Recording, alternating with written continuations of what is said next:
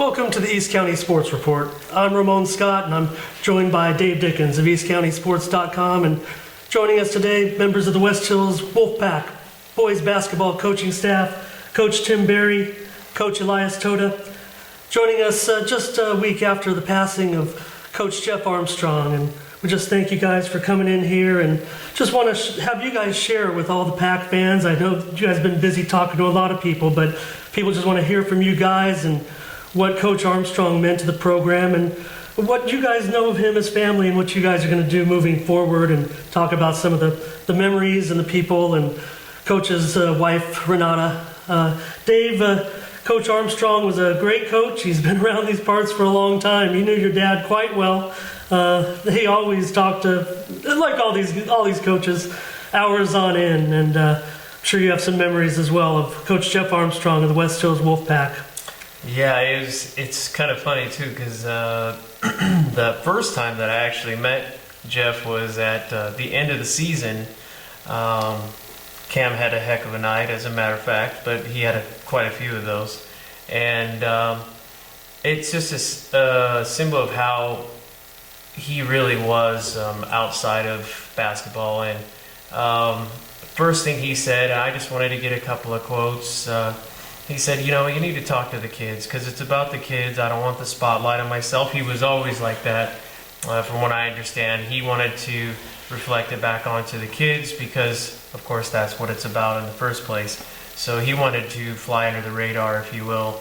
The other thing is we were talking about East County sports and my dad, and my dad had passed pretty recently, and he wanted to shift from the game and kind of discuss how I was feeling personally. And this was the first time that I actually met Jeff in person. So to meet that type of guy that was more concerned with what you are going through than the actual game that was just played, and we probably had a half an hour conversation before we actually got down to business.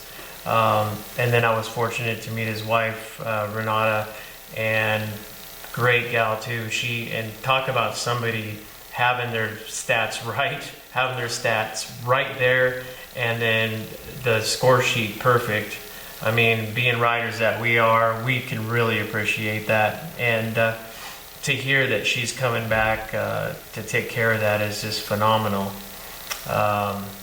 What I would like to do now, though, I would like Coach Berry to kind of introduce himself and officially, when were you actually taking the helms? So today I actually met with the administration, and over the weekend I talked with my wife, and I talked with Renata and Lucas and Lindsay. We were both at the house for most of the last 5-6 days.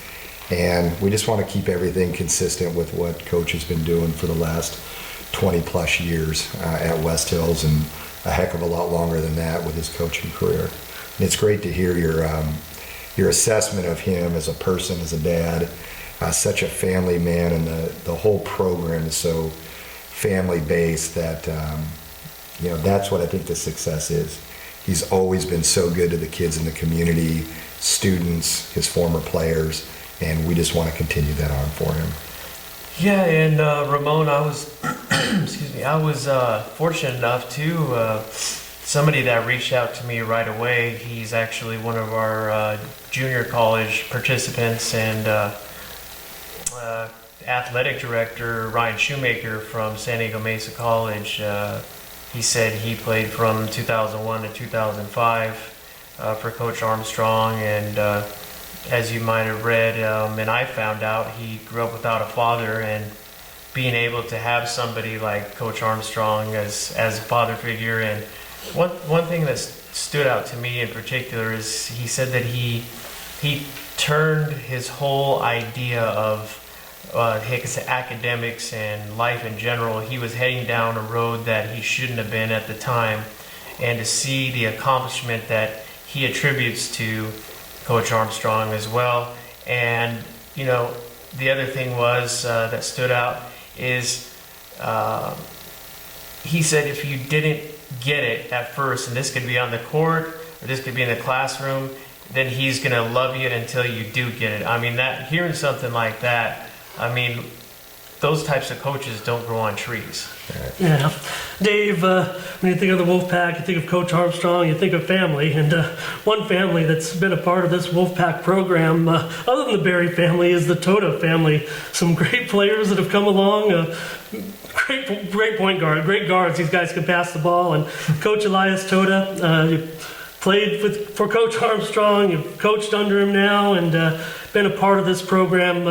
Your whole adult life, your childhood life, your high school life, if you will. So your responsibilities are going to increase. You're a very busy man with the Wolfpack program, but he's left an indelible legacy on you, on this program. Tell us about your relationship with the Armstrong family. Coach Armstrong brought me in as a 17-year-old kid, and he wanted me to come in and coach the freshman basketball team right out of high school. And, I was not exposed to coaching at the time. I just got done playing with him. But, him gaining that trust with me, us having a common ground at that time, I gladly accepted, and I've been coaching ever since. It's unfortunate with the passing of him. It's took a toll on all of us. It's taken a toll on me as we speak. But, with Coach Armstrong being gone, we want to just keep his memory alive and keep his program going at a all-time high. He was his work ethic was phenomenal. He was just a master of getting things on time in regards to scheduling and getting games and being a networker, and I've learned that from him. Mentorship. It has been great. We've had a great relationship along the way. The Totah family has been close with the Armstrong family for all these years as well. And, it's due diligence to, give back. And, at the last few years, I've been his right-hand man in regards to just running this program. And, I just want to do it in his memory. So. Can you please speak also of, from a player's perspective, your younger brother is a senior, he's a senior currently, going to play on the team this year, and I'm sure you guys have been talking to players. I know that there's been counseling on campus, but what have you guys done? Coach Berry, you can speak on it as well. With these players, if you could just convey to us their emotion. I'm sure they're strong young men. Mm-hmm. So what are they going through? Well, we met with the team the next morning after he passed and basically broke the news to them. But as my brother's senior leadership, Michael Totah, he's growing as we've seen these last few days, so be it. He's going to have to take on the leadership role of getting his troops together and getting ready for a season and playing in his memory. From the player perspective, it's going to take time. It's going to take time with those players that have been in the program through our feeder teams, through coming up in the program as well. But it's something that we have to move forward with and hit it strong. But us coaches, myself and Coach Berry, and we're going to do whatever it takes for these young men to not only psychologically be ready to play, a season, but just be mentally prepared and have our team prepared as well as much as we can. Dave, your article you talked with the family and you talked with Coach Berry, and they talked so eloquently of Coach Armstrong, but also I want to mention one other person that we didn't mention in that story that I just thought about, and it might be interesting to get in touch with them, is the family over at Helix. They lost a basketball coach just prior to the season as well, when Patrick Tabor passed away and Freddie Garrett took over the reins there. So that's someone maybe we can reach out to as well and see how they got along. Coach, Wolfpack, we keep saying about family, and that's what a Wolfpack is, but just make no mistake, you had no intention, I don't think, of getting back into high school basketball head coaching. This was a perfectly great situation for you. Coach Armstrong and you have been a great team together with Elias and with Frank Quinones and the staff there now. Tell me about, I'm sure that this is the family calling. This is why you have to do this in a way, at least at this time. And that's, when I left and went and coached at Cuyamaca College for a little while, it was a great experience. Being at that level, I thought if I ever went back to head coach, it would be at the college level. But I really enjoyed the last 2 years being an assistant and dealing with a lot more of just the X's and O's and not the other parts of things. But like you said, my love for the Armstrong family and my Berry family's love for them, I want to keep things going in the direction that Coach had it going and do anything for their family. The love from Cameron for his coach is beyond anything, and it's been a real rough week with him. Can you share with us your conversations with Cameron over the last week? Yeah, he's really just in disbelief like we all are. When we got the phone call on Wednesday night, it was almost like it was a dream, not happening until we actually got over to the house. My son is not usually all that emotional, but to see him the way that he was with this and very normal to kind of fall apart, but he loved Coach, and he continues to love Coach, and he'll always be that person on his shoulder that's talking to him. And I don't want to steer too far away from it, but I do think it has some significance, and we haven't mentioned it yet.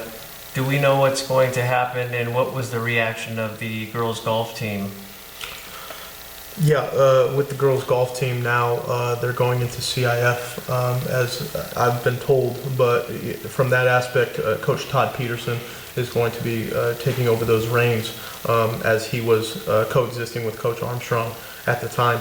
But there's been numerous support. I know from the El Cap community, Coach Frank Quinones is also a golf coach, and he has been stepping up mightily. With anything they need with the girls' golf team. But from that front, they're I would assume very torn up and emotional as well. It's going to take time for them, just like for us. So right, and that's kind of so he's kind of going to be doing a double duty, just like Coach Armstrong was, as far as Frank Quinones is concerned. Correct.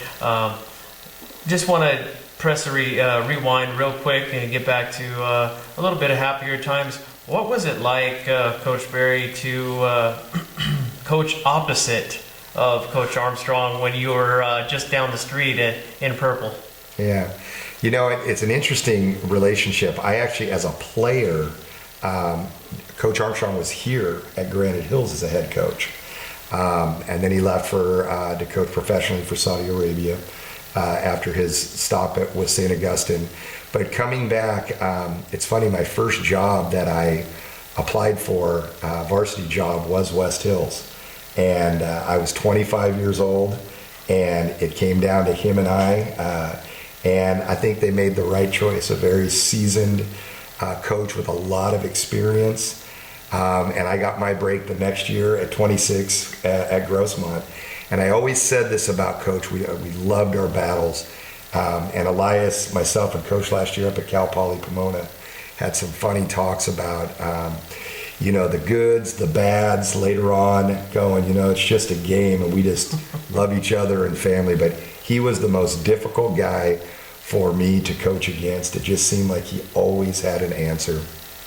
Wow.